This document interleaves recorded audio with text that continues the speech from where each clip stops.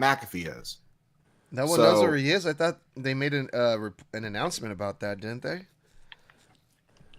They're not in NFL's not in season, so I don't know why he'd be missing the shows. I think Pat McAfee did a post about it, and he said that he's just taking time to like get back on track with his life. It seemed like he was like just mentally drained, from what I understood. So he's kind of just taking like. Well, I mean, it's possible. I mean, he has his show, the ESPN stuff, and then he's also traveling with WWE all the fucking time, and he has, I think, a toddler now. Yeah. But, so I mean, I get it, but fuck, bro.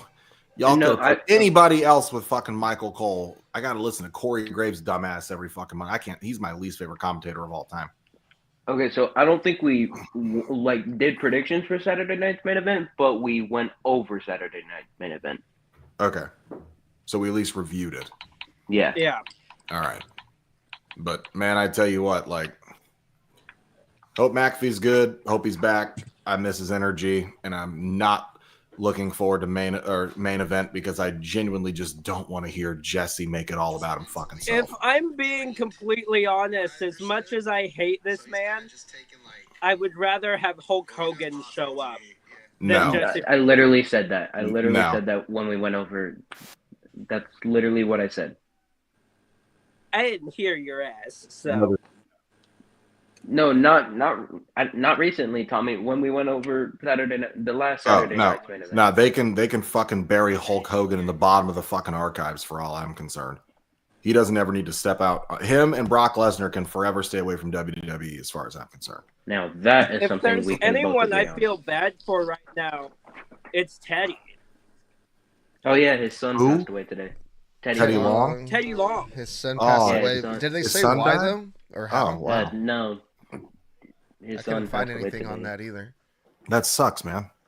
Mm-hmm.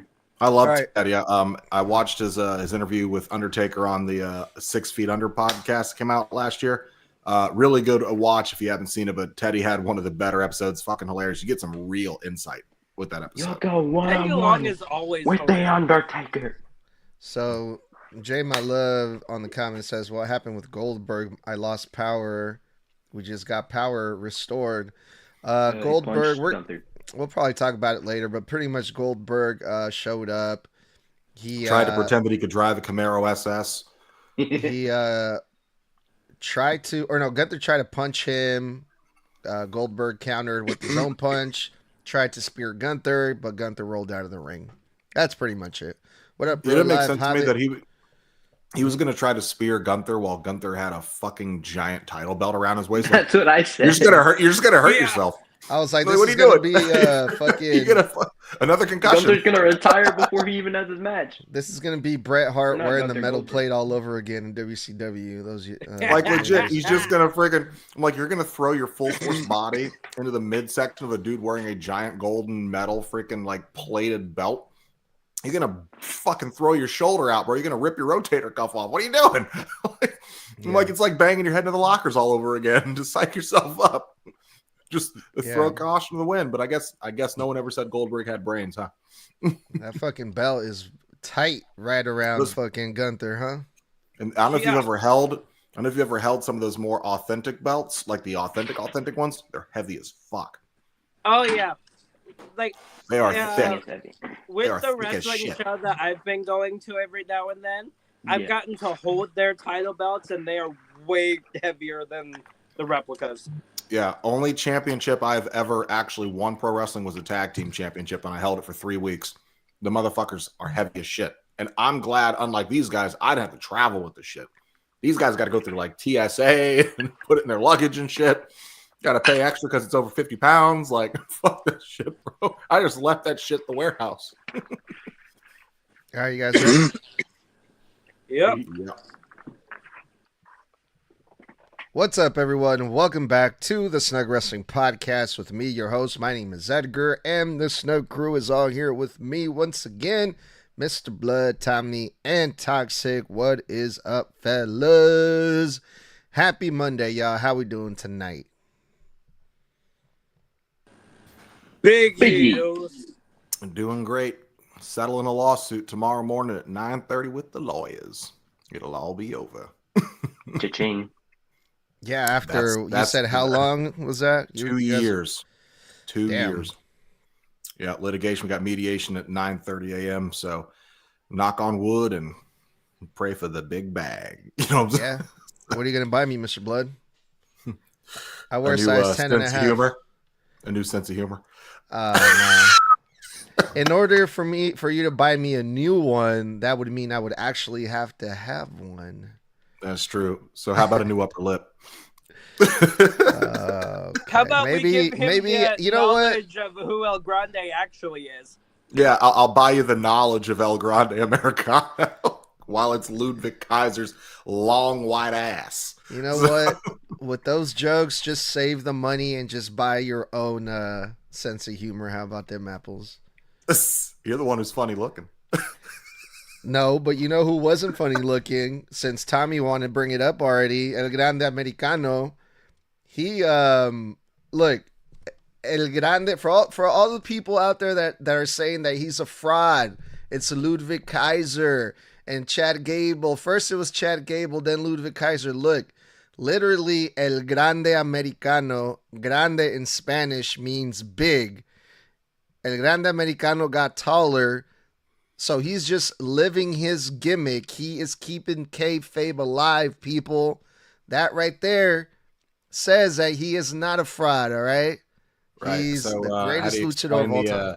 Aside from Corey Graves' dumb Muppet mouth and have an ass, how do you explain just losing a tattoo in 7 days, even with removal? You have to go, when you get a tattoo removed, you actually have to go 2 to 3 times to get it fully removed. He and it was hasn't there last had week. that tattoo in weeks, literally 2 weeks. So 2 weeks. No, it's been way longer than that. There's been pictures flying around of him not having that tattoo like at least 2 months ago. Yeah, buddy. Pictures versus live on TV, where he had this shit at the last PLE he was at, which was Money in the Bank. The proof is out there, y'all. And he was speaking fluent Spanish. Like, I don't know what else, what other proof you guys Really? need. Because I heard German. I heard him literally say, "You're trash" in German. I did not hear any German at all. He shouted it right at him when they were outside the announcer table. Like, coming from 30 a seconds before fluent, he yeeted him over the security barrier. Coming from a fluent Spanish speaker like myself, I know Spanish. German. I know Spanish when I hear it. And El Grande Americano is Mexican. El Dunkov. I know German when I hear it. So he also said que la chingada, pendejo, and no mames. So that right so there. He said individual singular Spanish words that you can pick up on Google. It's insults in the accent. In Spanish. Insults in Spanish. Or he's just been paying attention to Raquel. Her five revolving like freaking slangs that she throws around, as you like to put it last week. Chiquita, pendejo. I'm pretty sure Paul Heyman learned all his Spanish from El Grande Americano. That's how good El Grande Americano Spanish was tonight. I feel like Paul Heyman learned Spanish growing up in New York, in the Bergs. So Paul Heyman is a Jew, first of all. There's from New York. There's no Mexicans in New York. There's 100. The boroughs, homie. There's freaking different cultures every 5 feet. Anyway, especially in the boroughs. Shout out to El Grande Americano, the greatest luchador of all time, who won tonight. He beat Dragon Lee in one hell of a technical, classic luchador style match. I will say this. That right there is proof enough. I think Ludwig under the mask, or whomever, just to tingle your sensibilities here, but I'm going to say it's Ludwig. I think he wrestled, I won't say smoother than Chad, because Chad is just grade A beef, because that's an Olympian you're talking about there. But Ludwig Kaiser, or whomever is under that mask now, bro, they were snappy tonight. They were doing some high-flying shit Chad or OG Americana never does. They felt a little crisper, in my opinion, in the ring. They were much more fun to watch wrestle. But also, I'd like to note, you know how we know the OG Americana is Gable? Michael Cole told us on commentary. He said that they are selling WWE licensed merchandise in the building, Americana's masks that literally say Chad Gable's El Grande Americana mask on the packaging that you can buy at the merchandise tables in the arena. Michael Cole verified that on commentary. So the cat's out of the bag. OG El Grande Americano is Chad Gable. And also, Brutus decided to go, well, of course El Grande Americano's not here. Chad isn't here. So now all of a sudden we're supposed to believe Michael Cole, who never told a lie on commentary ever before, and also Brutus, a guy that online likes to eat chicken nuggets with fucking mayonnaise or whatever the fuck he does. That's your resource, Mr. Blood? My resource is the voice of WWE telling us the stuff being sold in the building verbatim, as he is the guy who is, his job is to pitch advertisement and merchandise. Yes, of course I trust it that is. guy. And they've literally sent a picture of this like 2 fucking months ago in our chat. Good job, Tommy. It's called marketing, people. People are going to buy merch with Chad Gable's name on it over El Grande Americano because he's known more in Mexico. So, but both their names are on the packaging. But it would technically be considered false advertising if it wasn't true, which is illegal. Damn. So, actually, yes, false advertising is 100% illegal. Federally. Let's get back on track because then we're going to get marked for false advertisement because we're supposed to be going over Monday Night Raw from July 7th in Providence, Rhode Island. Fellas, are y'all ready to get into it? Yes. Biggie. Mr. Blood, I think they heard you when it comes to Seth Rollins and his faction. You were crying out loud about how we don't hear any promos from these guys. They're just standing in the background looking like some hired security for Seth Rollins. And this time, Seth Rollins stood back, didn't say anything. Really much of nothing except for welcome to Monday Night Rollins. That's about it. Braun Breaker, oddly enough, when Seth Rollins was asking for the mic via Roman Reigns style from Paul Heyman, Braun Breaker pulled a Jimmy Uso and snatched the mic from Paul Heyman's hand. And I've been hearing reports, I've been reading rumors here on the IWC that they're going to start planting some seeds for Braun Breaker to possibly turn on Seth Rollins already. So very interesting stuff here that we saw with Braun Breaker. He cut a promo on Sami Zayn. He made some promises. He's going to take out Sami Zayn. Bronson Reed got a chance on the mic as well. He cut a promo on Jey Uso. And then Paul Heyman cut a promo on Penta. Thoughts on the opening segment here, fellas? This is the segment that we should have had a week or two after this group formed. Because after they formed, what we needed was the first week where all of them are together, where Seth can establish why they are here, what they are doing, and Paul can reinforce that.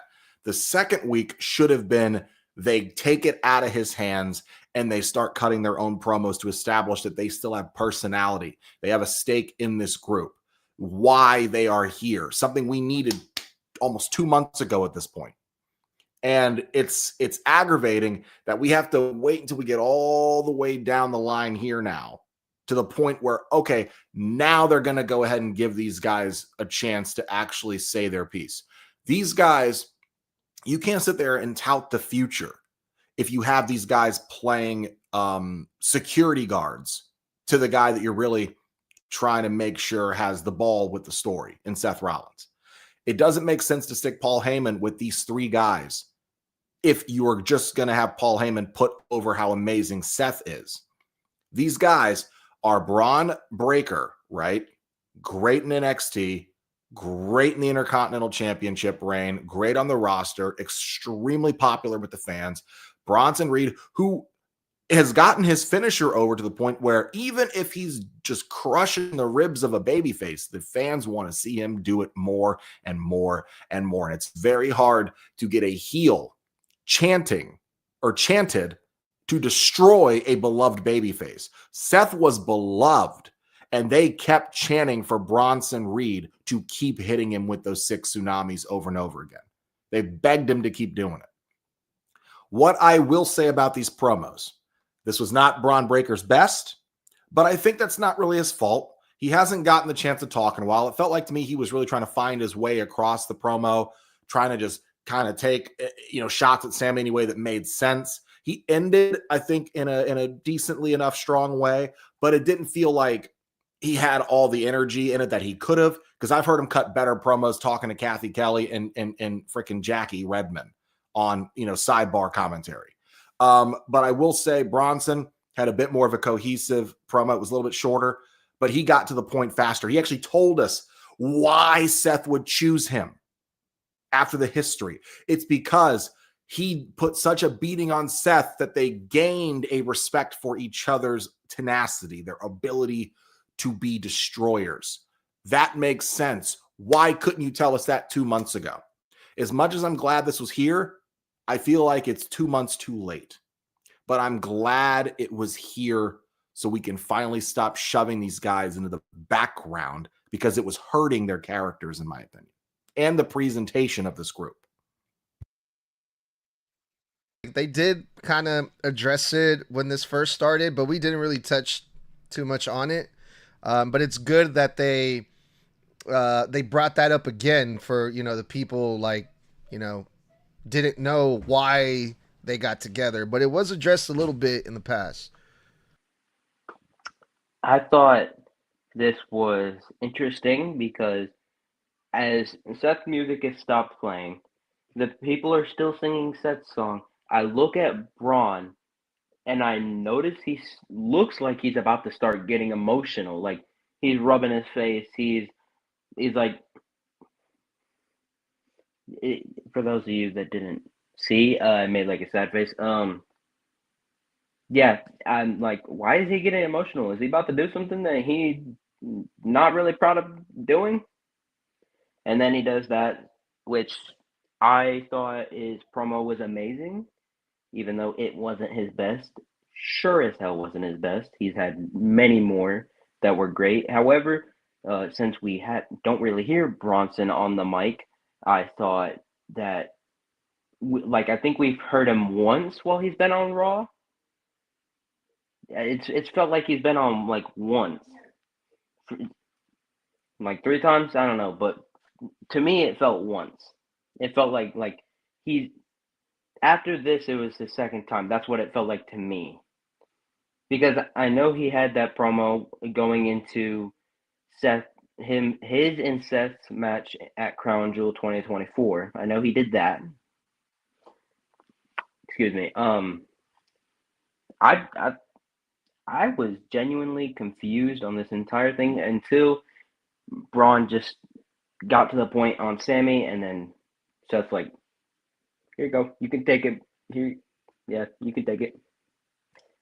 So it felt like that Seth was just trying to let them let it all out. Like they've been storing something that they want to let out. So I like this. Paul Heyman looked a little bit concerned after Braun Breaker said the words, "I have a vision." Those words there. Sami looked back and forth, back from Braun, back to Seth, 5 times. I'm like, oh boy, what the hell is this going to lead to eventually? We know it's going to lead to something. Question is what? And while we're on the topic of good old Paul Heyman, fantastic Jabba the Hutt impression, dude. Because you're over here speaking Spanish, and that's exactly what the hell you sounded like. I'm over here listening to you, and you're just like seriously, you sound like Jabba the Hutt. You might as well stop speaking Spanish while you're at it. Because you're just going to sound more and more like Jabba the Hutt over here saying, "Hey, execute Han Solo." Like, no. Stop it. It was kind of funny, I'm not going to lie, but stop it. But yeah, I was also a little bit concerned when Bronson Reed brought up the 6 tsunamis. I'm like, okay, you're reminding him of one of the biggest things as of recently that's kind of wrecked him. So why the hell you doing that? And then he finished it off with, that's why he brought me into this group, because of the mutual respect from that. I'm like, okay, I get it now. This is going to be interesting.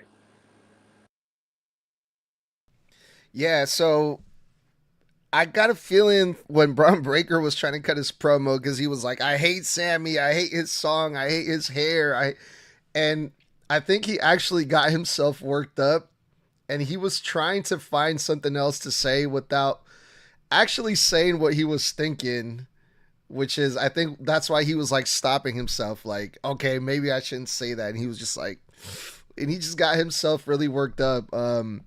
But I mean, I didn't think it was bad. It got the point across. He doesn't like Sami Zayn, and I can tell. So I thought Braun Breaker, it wasn't his best promo, but after seeing Braun Breaker throughout this show, it kind of made me realize how young and kind of green he still is with the promo skills and also the spears, which we'll get into later on the match. But yeah, other than that, it was a great opening segment. I thought we got some more spotlight on Braun Breaker and Bronson Reed, much needed spotlight. And we also got the advertisement for the 3 matches we were going to see for the show, which is Bronson Reed versus Jey Uso, Braun Breaker versus Sami Zayn, and Seth Rollins versus Penta. So it was like, hey, this is what you guys are going to see tonight. You're going to see us, and we're going to face these guys, and we're going to take them out. So it was a great way to start the show, I thought. And then the opening match was Roxanne versus Kairi Sane. And Roxanne, she's still got to prove herself here. You know, she's going to team up with Raquel Rodriguez. She's not really on their good graces. So this is her opportunity to get a win, get established, be taken seriously by the Judgment Day. And then Roxanne ends up losing. Raquel Rodriguez tries to interfere. Roxanne gets out of the way. She takes a bump from Kairi Sane. Kairi Sane takes advantage, gets the pin on Roxanne, and things are not looking good for Roxanne. But after the match, we saw the Kabuki Warriors, they got back together. Asuka and Kairi Sane had a little confrontation with Raquel Rodriguez and Roxanne Perez after the match. What'd you guys think about the opening match here on Raw? The match itself was, I think, decent. Kairi is, kind of an explosive, charismatic style wrestler, but she's not a technician by any means. She's not winning any ring general awards, in my opinion, but I do think that she is always fun to watch. I wouldn't say she's captivating, but she's fun. I continue to just not be impressed by Roxanne. Her character work, I am impressed by. I love what they're doing with her in the Judgment Day story. I think it's only going to help build her as a talent. I think it's only going to help build her as a full-blown, all-around superstar on the roster. But I'm not impressed by her wrestling ability. I know that she's been doing this since she was about 15, and I think though she is very clean in the ring, very crisp, nothing in her moveset stands out to me. Nothing about her in-ring work sets her apart, in my opinion. So this match was okay for me. I will say I am incredibly surprised Roxanne lost, because I genuinely thought that the story going into this, because my wife asked me when it started, who do you think is going to win? I said, honestly, I think it has to be Roxanne, because I feel like if they're trying to tell the story that she's reliable and she promised Raquel that she would, then Roxanne's got to win heading into them trying to defend these titles this weekend at Evolution. Well, turns out, oh shit, she lost. And now my wife's like, well, then what's the story if she lost? I said, well, the story's got to probably be she's going to redeem herself at Evolution with a retention. And she's going to be the reason they retain to fully win over Raquel. So I think that's the story they're going with. As for the aftermath of this match, the Kabuki Warriors reuniting, I'm going to be honest with you. It kind of pissed me off. Because you just had Asuka a couple weeks ago tell Io right to her face, We're not in damage control anymore. Oh, so you're done with groups and teams. That's what I got from that. You want to be back on the singles run to get the world championship again. 2 weeks later, you're running out to save your old running buddy. And now you're going to Adam Pearce saying, reunite the Kabuki Warriors, give us a shot, put us in Evolution. Oh, okay. So we dropped that. So what? Whenever you need Asuka to be singles, she'll be singles. But the moment you forget and don't have any other further plans for you to shove her back into a tag team, Kyrie was doing fine on her singles run. They just said tonight she's been undefeated since she came back. Okay. So why on earth are you throwing them back together again? Like, I know that your women's tag division is suffering, but don't sell us their singles runs like you've been doing and then throw them back together when you need more teams to compete. Make up your fucking mind, Triple H, Nick Khan. That's all I'm saying. I think Asuka is better off back on a singles run. Agree that I would rather have both Kyrie and Asuka in a single run, but I hope that this for Evolution is just a one-time thing. Like, oh, they're going to reunite just for this one time and then probably split their separate ways. I don't see them continuing. That's if they don't win at Evolution. If they don't win at Evolution, then I do not see them continuing being the Kabuki Warriors. It just doesn't make sense. During the match when Kyrie went up, and this was the first time that Raquel tried interfering, I actually saw Kyrie give Raquel the signal to come over and try and interfere, so I thought that was a little cool. I like seeing the little details like that. I feel like everyone does. But yeah, I like this opening match. It was pretty good. I'm not gonna lie. It was pretty good. Not match of the night, for sure. It was not that. In my opinion, that sucker goes to Bronson Reed, in my opinion there. But we'll get to that later. When it comes to this match, though, and the aftermath, I'm with Blood here. I really am. I get it. You want to kind of do all of this, and you're kind of scrambling to do this 8-woman tag. You're kind of scrambling because you're like, oh yeah, we just put this out there like 2 weeks before it. Time to go. Like, really? So you took what Asuka literally said to Io and just screwed it over. Gotcha. Okay. It better be a one-time thing. Because I completely agree with the both of you that she should be on more of a singles run than a tag run again. So you would put Bronson Reed versus Jey Uso as match of the night, Tommy? It's a close call between the group of the three, honestly, in my opinion. I don't even think it's close by a fucking country mile. The best match of the night, without a doubt, is the main event. That's not even a question. I don't even think that's a shock response from me. I think Jay and first off, Jay and Braun can't even call that match of the night. It got DQ'd. It didn't even finish. It barely got started by the time he threw that fucking chair at his face. But come on, brother. Main event steals the cake on this one. At least it was longer than Braun and Sammy. It wasn't. I think they were nearly the same. I think Bronson and Jay went shorter.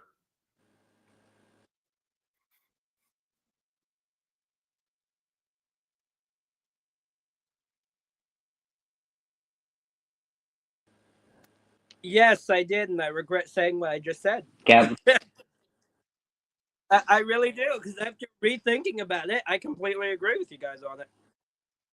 Oh, fucking Penta and Seth Rollins. This was like a match that I never knew I wanted to see, but I'm glad I did type thing, you know?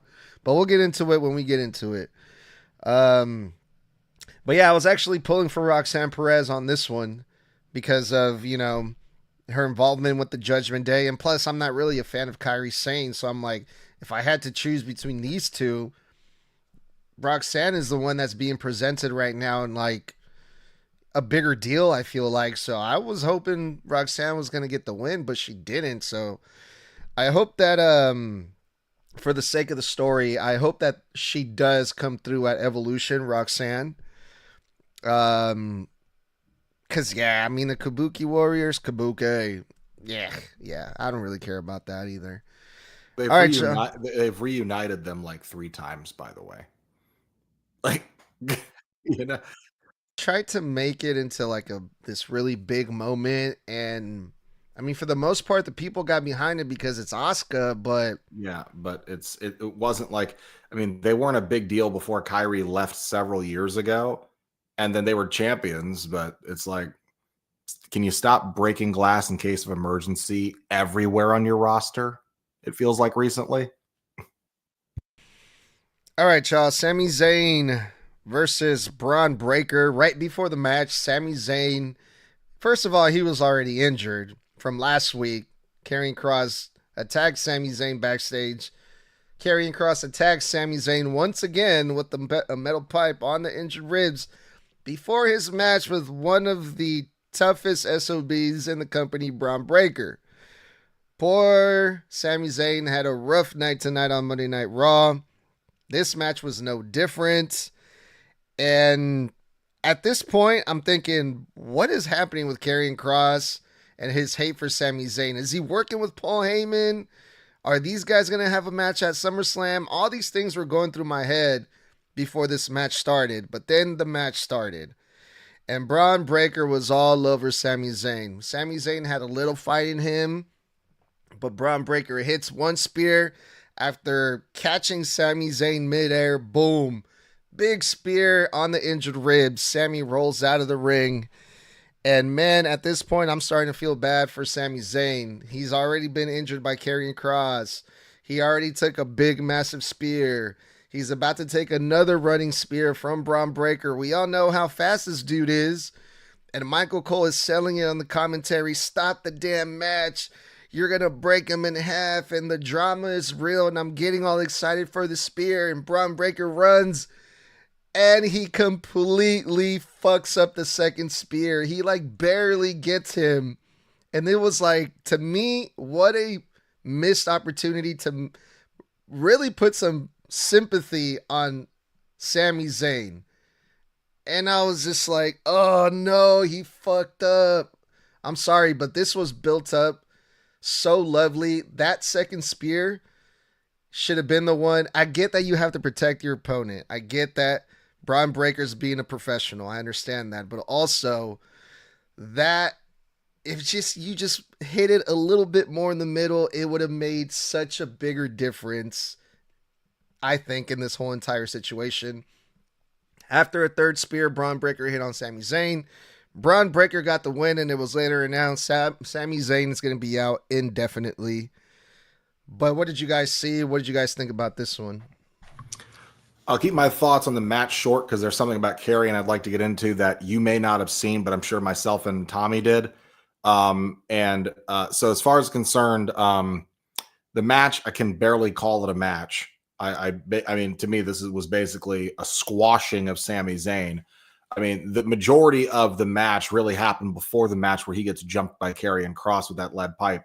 And then Sami just essentially in the ad break argues with Adam Pearce to let him stay in the match. The match starts and then Sami gets dog walked, no pun intended, by Braun Breaker all over the fucking arena, basically.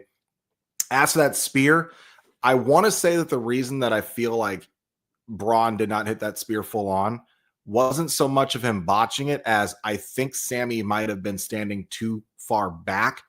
And I think that he was worried that if he speared him harder, he might have either flown himself because the way he flips out of that spear sometimes, or Sami would have flown back into the prime station, which is a metal cart, which was like 3 or 4 feet behind Sami. So I think he was trying to maybe be careful realized maybe Sammy was standing too far back. He hits him too hard, or he overshoots on the cell. They're both crashing into it, or at least Braun is throwing his body into it. And that's going to hurt real bad because he also overshot earlier in that night in the main event when he was chasing a certain someone we'll get into, and he fucking almost went head over fucking heels over the security barrier, face first in the concrete. And then Bronson Reed had to pull his ass back with the tights. But the Karrion Kross bit, because I know you didn't see this. In ad break later on, about a match or so later, there's an ad break where Jackie Redmond is asking Karrion and Scarlett, hey, can you tell us what happened earlier night? They re-show the footage of him jumping Sammy. And Kross starts talking and cutting a promo. Something special happened. The crowd took over and started chanting, "We want Kross." And I don't just mean light chants. I mean, the arena was shaking, "We want Kross." And Kross literally shouts, throws his arms out, "Well, you got me." And the crowd went ape shit for him. And then he started cutting a promo on the shit he did to Sammy. The crowd ate it up, cheered for him again. But at the end, when he dropped his final bar for the promo, he said, "Because I am the devil you know. And Sammy, you're the devil they don't." And the crowd went nuts for him. The crowd is letting WWE know we want Kross. And I think we're going to get some big things out of him very soon. So that's something to look forward to.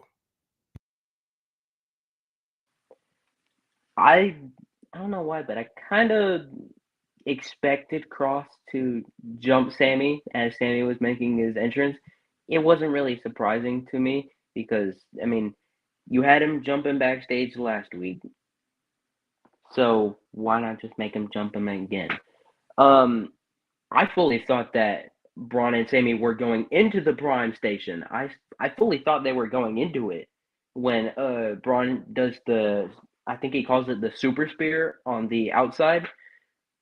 I thought they were going into the Prime Station. I was like, oh my God, please don't go into the Prime Station. But before that, as I'm watching the match, I see Braun complaining like, "How do you like him?" I'm like, where have I seen that before? And I say, you know who I see a lot in Braun Breaker? I see Kevin Owens in Braun Breaker. Because you know how Kevin does his little outbursts while he's in the ring? That's Braun does the same thing. I mean, you can't say I'm wrong that Kevin Owens and Braun Breaker, they act the same. To me, they act the same. Like, they do like I said, they do the many outbursts on the person that they're going against. So I liked everything about. Are you even? Is this even called a match, or are we calling it a squash match? Probably a squash match. It felt like a squash to me. Yeah. Damn it, Blood, you motherfucker! I wanted to bring that up. Oh, I know you did, Tommy. I know you did. But see, that's why I took it from you, because I could. But yeah, they started chanting "We want Kross." I'm just like, hey, Triple H, here's your moment right there. The fans have flat out told you. Yes, it was during a commercial break, but they still have full-blown told you what they want.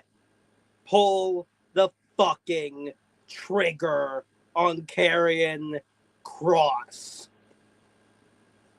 Push him. Do what the fans want. Push Karrion Kross. He deserves so much better than what you're giving him. Now, with Sammy, I am going... I'll give him his props. During the commercial break, right after the attack, you've got one of the officials leaning down to him going, "Hey, can you breathe, Sammy? Can you breathe? Can you breathe?" It's like, I will absolutely give Sammy his props for still going back in even after the possibility of his ribs being fucking broke. I will absolutely give him his props for that. because that is great. And I do agree with Michael Cole that someone needs to start saving Sammy from himself because of that. It's like he's risking his own health just to please the fans. And at that point, there's got to be a point where he just looks at it and just goes, I can't go out there. This match has to be called off. I just can't do this. That should have been the moment right after that pipe hit his ribs. Because he had multiple shots where Adam Pearce was like, hey, I want to call off this match. He's like, no. I felt this before. They're fine. Let's do it. Like, I will absolutely give him his props. But yeah, Blood basically said everything. This was a fucking squash match is what it was. Well, one thing's for sure, since Sammy's going to be out, it's going to be interesting to see what happens with him when he comes back. Does he come back with a new attitude? I think he turns heel. Yeah. We'll see what happens, though. All right, y'all, let's go on to Tommy's alleged match of the night. Jey Uso versus Bronson Reed. So, Sami Zayn is out. Bronson Reed also said that he was going to take out Jey Uso. So, from the very beginning, this match wasn't even really a match because it got pretty crazy pretty quickly. They went out the ring. They cleared the table like literally like a minute after the match started. So I'm like, okay, so things are about to get wild like that. And it did. It ended in a disqualification, DQ. Bronson Reed threw I should say, launched one of the desk chairs at Jey Uso. The ref called off the match. Cause it's Jessica Carr, so she's always the only referee that actually does shit and calls it down the middle. And then Bronson Reed hits two big tsunami splashes on Jey Uso. And I thought there was going to be more coming, but the referees and everyone in the back came out to save Jey Uso. So Jey Uso got flattened tonight by big Bronson Reed. Another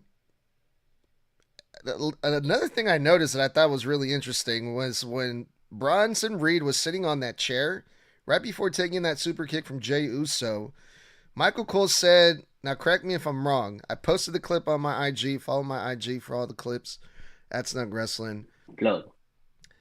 Bronson Reed is a sitting duck. He's a sitting Zilla. And I'm pretty sure Corey Graves was like, careful, Michael Cole, don't say that too loud. I thought that was pretty weird. I don't know. Did anyone else catch that, or am I tripping? I think he said Auszilla because Bronson Reed he called him an Auszilla. He called him an Auszilla, yeah. Hey, it would have been a good Easter egg. You set up? You set up? All right, so for this match, that's again 2 matches tonight that we're being generous by throwing the word match around.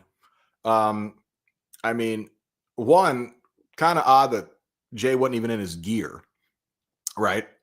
So, and 2, like it looked like he just got done, coming back from shooting hoops outside, like shorts.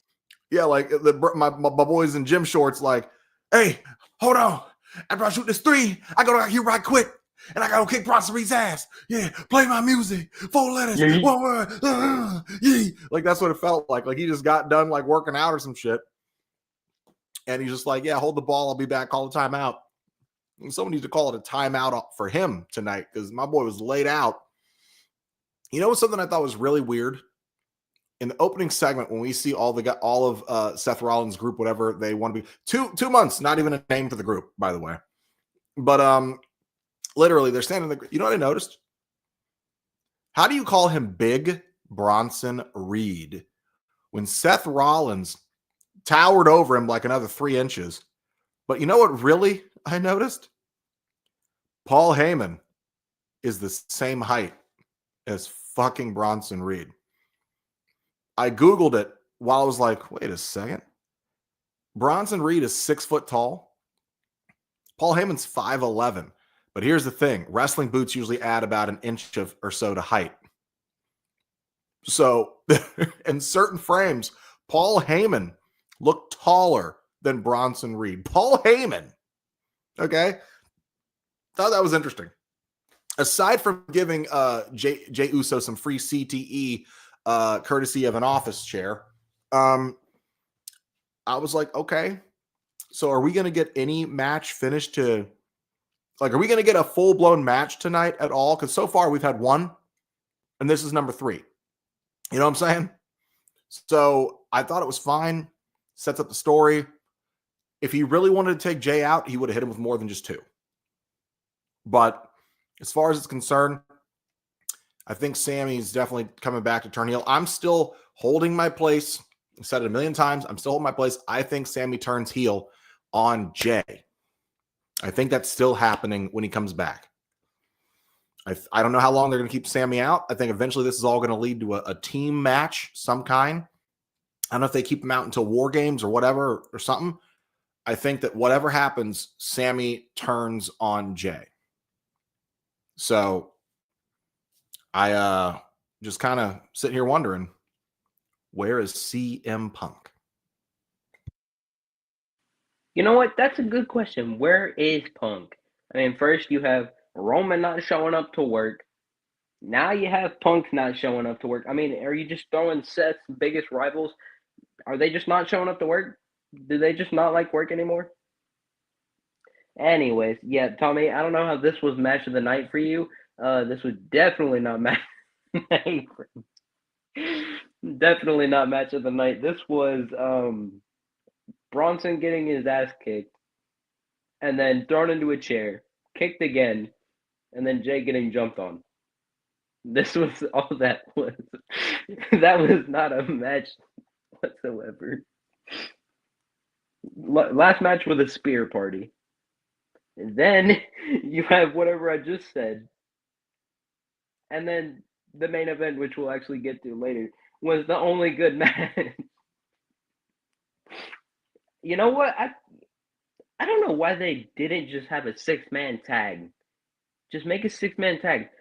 Bronson, Seth, and Braun. Seth and Braun. And then you have Penta, Sammy, and Jay. I don't see why you didn't do a 6-man tag of having 2 squash matches and then an actual match. Well, no, the second match isn't even a squash match. It's a cake party and a jumping party. That's all that is. And the first match is a spear party. So, yeah. I like that Jay got a lot of offense in this. And also, what the fuck are you wearing, Jay? Now listen here, motherfuckers. Listen here. I went back on that shit. After rethinking about it, I went back on that shit. Shut up. I went back on that shit. Sorry, we already have it on recording. It can't be changed.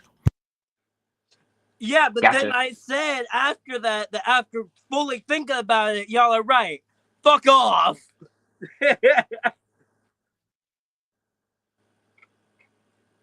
Yeah, and then I will dispute it. Fuck you. No. Okay, so the match itself.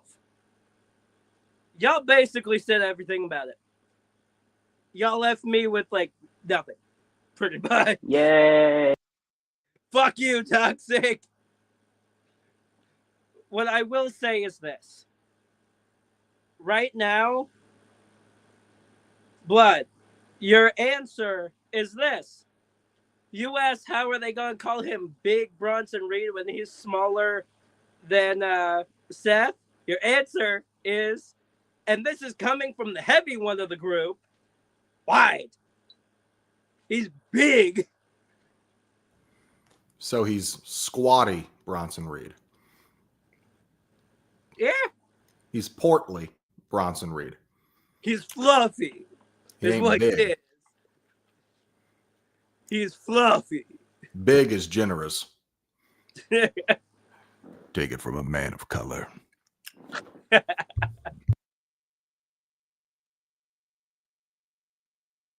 All right, you guys, let's move on here. You know who did show up to work? And it wasn't Punk, it wasn't Roman, but it was Goldberg, y'all. Goldberg showed up on Monday Night Raw. He got face to face with his challenger, the World Heavyweight Champion, Gunther, the guy he's going to face at Saturday night's main event. Surprisingly, I was not expecting Goldberg to get this much of a pop like he did. They even got some holy shit chants in there when they were standing face to face in the middle of the ring. And they got a little physicality in there too. Goldberg, he almost got punched by Gunther, but Goldberg countered it, gave his own punch to Gunther, and then Goldberg tried to hit Gunther with the spear, but it didn't really happen. Gunther was able to roll out of the ring, and the fans in Rhode Island seemed to be really, really happy to see Goldberg. But me, I'm still not convinced. I'm still not buying this. I'm still not really looking forward to it. But what did you guys think about this? We already talked about this at the beginning, so I'm just going to kind of keep this under 25 seconds. I don't remember the last time I was angry that a crowd actually gave a pop for something that pissed me off. Because I don't want this. I don't need to see it. I don't care. And I'm angry that the crowd liked this because it's the reason they keep giving us this bullshit because the crowd cheers for it. This is trash. I couldn't care less. Yeah, I don't really give a shit about this, even though I said I want Goldberg to win, which I don't. I am fucking stupid, apparently. So yeah. I didn't really care about this. The only thing I've got to say is this: Goldberg, you better put your money where your fucking mouth is. Over here saying, "Oh yeah, like I went 100 and something, and so I don't have to stand in line." Put your money where your fucking mouth is. We'll see you on Saturday. Jesus, language, Tommy. All right, you guys, the main event was lovely. It was a great match. Two of, I want to say, dare I say, the greatest, at least for Seth Rollins is, man. That guy, you can put him in the ring with pretty much anyone, and you can have a great match. No matter how much I like to talk shit about his outfits or his laugh or his song, Seth Rollins, he can go in the ring, man. And he proved it once again tonight. He had a great match with Penta. This was a match I never thought I would ever see. But I'm glad I did. I mean, Penta's a veteran himself. Seth Rollins is a veteran. This match was really great. But before this match, we've already gone over the fact that Sami Zayn got taken out. Jey Uso was flattened by Bronson Reed, so the only one left now was Penta. Is Penta going to be added to that list? I mean, he didn't really get taken out like Jey or like Sami Zayn, thanks to LA Knight, who showed up at the end and attacked Seth Rollins. But Penta did get pinned by Seth Rollins here. Penta almost got the win a couple times. He got a couple close finishes on Seth Rollins, but overall, it was a great match. I mean, this should have ended in a disqualification. I'm pretty sure Seth Rollins low-blowed Penta in front of the referee, but for some reason, I don't know, the referee didn't see it. He was positioned somewhere where he was technically not supposed to see it, but I thought for sure this was going to get called off, but it didn't, and Seth Rollins got the win. I'm going to go ahead and just go ahead and say, for the sake of time, I'm going to keep this brief just for time, gentlemen, because we're getting close to that hour. But as far as concerned, the low blow was considered inadvertent, apparently, because it wasn't purposeful. It didn't result in a DQ because it wasn't purposeful, quote unquotes. That being said, talk about a fucking main event, my guys. This, again, like you said earlier in the stream, man, I wouldn't have thought Penta, Seth, Gold. You know what I'm saying? Even though they're both phenomenal wrestlers, after seeing this match, my brain went, it's a no fucking brainer. Of course this would have been Gold. Who are we talking about here? And I felt like going into this match, I vastly underestimated the match they could have. And boy, did they over deliver for me. This was amazing. That buckle bomb bounce out into a Mexican destroyer, straight into a rope break near fall 2 3/4 pin. Chef's kiss, my friends. I also love that there was no interference from Braun Breaker or Bronson Reed during this match. I love that at the end of it, even though Seth fucking cheated, he still won this shit on his own. I like that there was no jump. We actually got a finish to this match. I thought it was great. LA Knight sneak attack because I thought it was going to be Punk when the crowd started going nuts. That nice freaking BFT. And just I think do I think that LA's winning this Saturday? Hell no. But I do think it's going to be a great match. But top marks to these two guys, because if you've ever had doubts about Penta, listeners, since he's debuted in January and you haven't been on board with him, I don't know how the hell you're not on board with him now.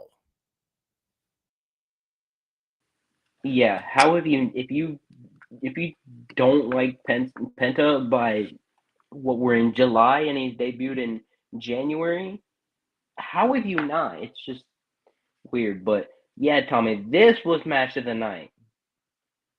For the record, this was match of the night, not Bronson and Jay. This.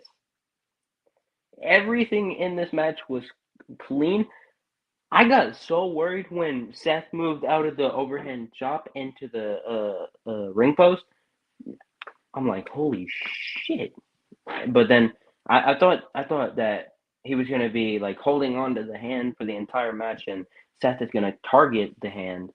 But it turns out he was fine. When LA Knight came out, and I don't know how I just now realized this, BFT stands for blunt force trauma. I realized that as Michael Cole said.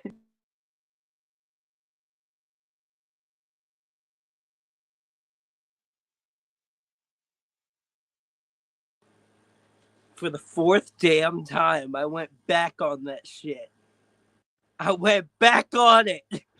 Keep moving. Sorry about that. Okay, but yeah, that's all my thoughts. And the cutout was stupid because my sister called me. All right. So, again, I will go back. This was match of the night. Going back on this shit once again. I will agree that this was match of the night.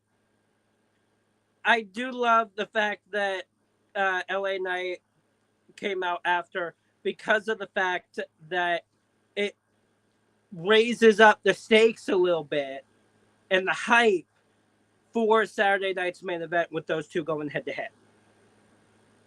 I honestly thought it was going to be Punk as well, judging by how the crowd was.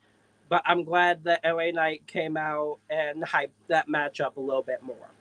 I am also glad that, like Blood said, there was not any interference whatsoever from Braun, the Pokemon. I am so glad that those two didn't come out, because we really don't need them out for like a third time. Like, Seth really could handle this on his own. Because from the ref's perspective, it was more of a, was this purposeful? Or did Penta just pick him up the wrong way? That was overall what was going through the ref's head on that. Yeah, it looked like like he did it on purpose to me, but hey, whatever. I mean, the match was still great. I really enjoyed the main event. We pretty much covered all the important things on Monday Night Raw, except for like a couple things that, I mean, I don't think it was worth mentioning. But until next time, you guys, that was a Monday Night Raw review with the Snug Wrestling Podcast and the Snug Wrestling crew. Mr. Blood, if you will, do the honors, please take us home. Plug time. Absolutely. Thank you guys so much for joining us here on Snug Wrestling on Apple and Spotify, wherever you get your podcast. And by the way, while you're here, remember to like, share, and subscribe on all of our channels across all social media. We're on TikTok, Instagram, Facebook, YouTube. We're here on Apple. We're on Spotify. But you know what? You can hang out with us every Monday and every Friday after Raw and SmackDown go off the air, respectively, for our live show reviews like this, where we're also going to be live this Wednesday at 9 p.m. Eastern, 6 p.m. Central for Snug Wrestling's predictions of Evolution 2, which comes this Sunday, this weekend. Now, also, catch us live during Mondays and Fridays for in the middle of the show reaction clips on Snug Wrestling, posted on all social channels with our leader of Snug Wrestling watching the shows live. He also does it for AEW and NXT, just to give you a little bit more than just Raw and SmackDown. And guys, thank you so much for everything. Remember to stay safe, stay savage, and stay snug. And once again, follow us on all socials and meet us this Wednesday for predictions for Evolution live on Apple and Spotify. 4 letters, one word.